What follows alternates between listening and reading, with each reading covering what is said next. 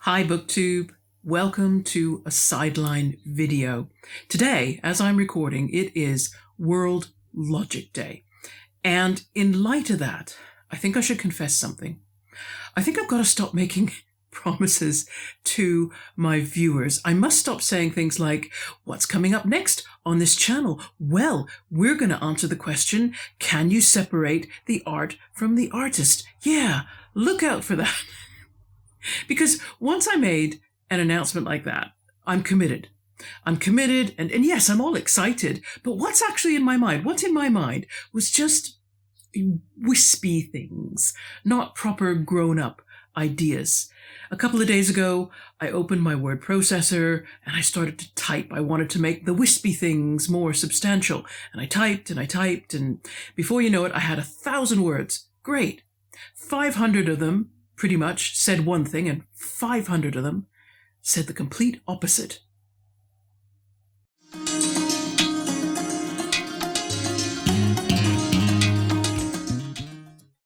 And I think, oh, Heather, you're such an idiot. What is the one humanities subject that I struggle with? Philosophy. And the one area of the arts that I don't get, not in the way that I get literature and visual art and music, I get those. So whatever made me think that I could tackle a philosophical question? I don't know, but I am grateful right now to Gareth at Books, Songs and Other Magic. I'm grateful that he started the Belief and Behaviour bi-monthly book club, and that the first book that he put on the reading list was by Dr. Oliver Sacks. It was The Man Who Mistook His Wife for a Hat. I finished that book last night, and I came to a realization that I do have something in common with a few of the patients that Sacks described in that book. That is, patients, the ones who had difficulties with abstract thought. I am not saying that abstract thinking is beyond me. I mean, I must have a grasp of some abstractions, otherwise I wouldn't be able to read. But I seem to have like an outer limit, a boundary line, and if I go past that boundary line, I suddenly can't see where I'm going. I conceptually speaking, I get lost. I end up wandering in circles, like Hans Castorp in The Magic Mountain, in the Alpine Blizzard, not knowing where I'm going, ending up back where I started, getting nowhere. And so looking at my typed manuscript, I thought, I think it's going beyond my boundaries to ask a question, to answer a question like, can we separate the art from the artist? I don't think I could reach some kind of abstract universal principle that you can all just take away, like, I don't know, like a rubber stamp, and just apply it to all kinds of different situations. I just don't know. I'm afraid, a more concrete thinker. I'm more comfortable at ground level with the mundane, with all the subjective human detail that makes every single situation to me seem utterly unique. I can't quite see a complete similarity between them, something I can tie together. And so I wasn't able to come up with this great principle. So instead of making one statement on the question, I'm going to get specific, very specific, so specific that really I'm answering these questions for myself. But maybe something that I say will help somebody else to answer the questions for themselves. That's the best I can hope.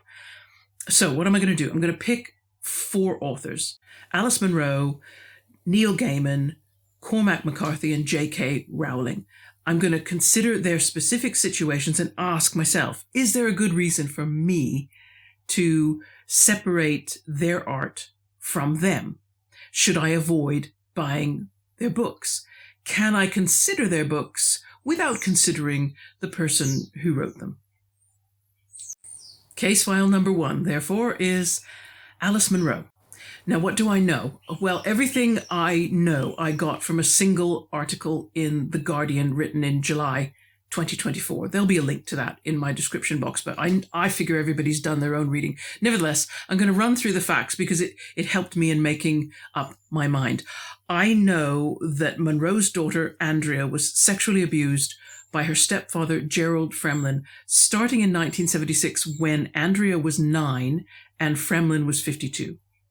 Andrea seems pretty certain, or at least she seemed to say to The Guardian, that Munro, her mother, did not know that this abuse was happening at the time, that Munro did not find out until Andrea wrote her a letter 16 years later in 1992. Munro did separate from Fremlin at that time, but it was only a temporary separation. The article doesn't say how long that lasted. Andrea went to the police in 2005 with enough evidence for her stepfather to be charged with indecent assault, and he pleaded guilty. He received a suspended sentence and 2 years probation. Fremlin was 81 at the time of his conviction. He died in 2013 at the age of 88. I'm not sure why the story did not come out after Fremlin's death. You know, it's odd. But in the Guardian article, Andrea just says the silence continued because of her mother's fame. She doesn't explain the why she does explain the why, but she doesn't explain the how. How was that silence enforced? So on the basis of what I know, is there a good reason for me to avoid buying Alice Munro? I mean, I can't change anything that happened to Munro, to her daughter Andrea. I can't make Andrea's recovery any easier. I can't... If I avoid Munro's books to reduce the income that is received by her estate, she won't get hurt, but some of the people who are innocent might, like Munro's grandchildren, for example, or if there are any charitable legacies that Munro may have put in her will, they would be that would be where the suffering would be, and I see no point in causing that kind of suffering. So my verdict for Munro comes down in favor of buying her books. Her daughter said in the Guardian article that what she wanted by bringing out the story was she just wanted people to have a correct understanding of her mother, not a sort of rose-colored view of what Alice Munro's private life was like. She didn't say, I want people to stop reading her stories or her books. So that was another factor in my favor. I think we should, yes, buy her books, read her books, consider her work definitely in the context of her life. So I guess I'm saying don't separate the art from the artist. Case number 2. Neil Gaiman. Neil Gaiman, unlike Alice Munro, is still alive, and the allegations against him are still, new ones are coming out. I saw new headlines today. I am worried that the only investigations that seem to be going on right now are being handled within the popular media, and that makes me wary about forming a final opinion. But the number of allegations is growing, and as they grow, the odds that Gaiman is 100% innocent, well, those odds just start creeping down, don't they? So if I can't trust details right now to make a decision, I can try and work with scenarios. Let's work with 3 scenarios, okay? Scenario 1, Gaiman is 100% guilty. Everything he's accused of is true. If that's the case, then I think he's turned himself into a Shakespearean tragic hero. He's a talented and powerful, but he has a tragic flaw. And I have a kind of a literary sense of justice. I think a fall, therefore, must happen. And it seems appropriate then not to buy his books, to reduce the power that he's gained as an author, because the accusations suggest that he mishandles power. And that's a British understatement, by the way. If I feel any misgivings about that decision, it's more to do with Gaiman's family, who also have to suffer, but unfairly so. I could understand if a Gaiman fan wanted to keep buying his books because those book sales support innocent people. But let's look at scenario 2. So scenario 2, Gaiman's not 100% guilty, but he's not 100% innocent either. There are nuances to the situations. This scenario isn't a huge improvement. I don't want to be specific about the sexual activity involved because, I tell YouTube, no, my videos are not suitable for children, please. But nevertheless, I don't want I don't want unnecessary attention to come to my videos by YouTube. So I'm not going to talk in detail about it, but it seems likely that Gaiman participated in sexual acts which must be performed carefully. I mean, literally with care and attention to detail, otherwise you cross over into abuse. And so, even if Gaiman only made some of the mistakes he's accused of making, I still think it's important for him to step back from literary stardom, take stock, get professional help. And if I had evidence that he was getting help, I would reconsider whether to buy books. But even in this second scenario, I think it would be better not to buy his books. Scenario 3. Scenario 3, Gaiman is 100% innocent. It's a long shot.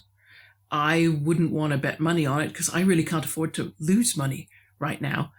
But long shots do win some races, and the evidence has not been properly investigated. So I don't think it would be unreasonable for someone who has loved Gaiman's work for years. I could get it if they said, no, I'm going to hold out for a fair trial and I'm going to continue to buy Gaiman's books until I get a legal verdict. You know, I'm with them because I don't really like this idea of a trial by podcast. Case 3, Cormac McCarthy. Now, McCarthy's story is better documented. It's not really allegations anymore. Plenty of people have spoken up who were directly involved. But he is no longer with us, like Alice Munro. I won't go into details of the story again here, except to say that it involved a secret relationship with a woman who was underage when McCarthy met her. I'll leave a link in my description box if you need it to a newspaper article, but I figure most people who are watching this video have already done their own reading. So McCarthy, like Alice Munro, as I said, not around anymore. We can't change Cormac McCarthy by not buying his books. And it seems wrong now to make anybody else, especially the beneficiaries of his will, which are most likely his immediate family, why should they suffer a financial penalty for what he did? So in this situation, I come down in favor of not separating the artist from his work, buying his books. However, I think any reading of his works needs to be informed by a knowledge of his life, including his relationship with Augusta Britt. I mean, Augusta did mention in one article that she knew that there were female characters in McCarthy's books who were based on her. And so I just think you've got to bring that into a critical reading. Or if I put it another way, I would be interested in the real motives of anyone who wanted to separate the art from the artist in Cormac McCarthy's case. Case 4, J.K. Rowling. So this is another living author. I don't agree with her opinions about gender identity. I wish she would be willing to reconsider. Maybe one day that will happen, but what are we going to do in the meantime? This is a harder question for me because I'm not tempted to buy Rowling's books, not the way I'm tempted to buy Munro or Gaiman or McCarthy. Me not buying Rowling's books, well, that'd be making a statement more about how not excited I've been about the writing that I've already read of hers. And that was before we had, our little difference of opinion. A scenario might be needed here also. So we're going to have to pretend, for the purposes of this video, that I very much want to buy Rowling's books, but I still don't agree with her opinions about gender identity. And in that scenario, speaking personally, I think it would be nice if I resisted temptation. Maybe I could put my temptation to good use, like I could turn it round and spend my money on books written by trans authors. But I don't think resistance needs to be mandatory. I think there's a danger in it. That Rowling sees herself as fighting for a cause. You may not agree with her, but that's how she sees it. And she may interpret opposition as persecution. She may see herself as a martyr. That would feed her determination, just make her stronger. So that kind of opposition could be counterproductive. I just doubt that falling book sales are going to be the factor that causes Rowling to have a change of heart. Convictions that are as strong as hers, my feeling is that it requires a really deep personal experience of some kind, something that happens to Rowling face to face. And on that basis, if someone really loved the Harry Potter series and the films, if those were formative to their reading experience growing up, well, they probably have the books already. They don't need to buy them. But I don't see why they should turn their back on that love, on the love for the characters and the love for the story. Nothing can be achieved in terms of getting J.K. Rowling to reconsider her opinions. Nothing can be achieved by reading books you already own. And that's it.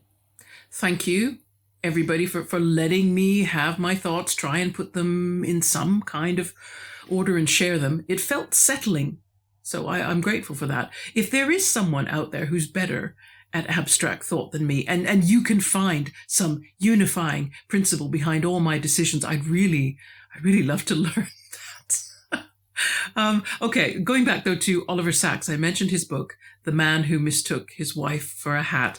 I finished that book today, and it is the first title in the Belief and Behaviour bi-monthly book club. And that's being hosted by Gareth at Books, Songs and Other Magic. And this is a shameless promotion for that book club. If you check my description box, there will be a link to Gareth's introductory video where he talks about the club, what it's doing, and the books that are being read during 2025. So the more members, the better. Sunday is Middlemarch Meditation Day. I have a funny story to tell you as well. It's telling on myself, but it's good. I'm hoping that will be, sufficient inducement on top of, we're just going to do Middlemarch. I hope so. Anyway, power to everybody with their January reading. I hope it's going well. And until next time, take care. Bye-bye.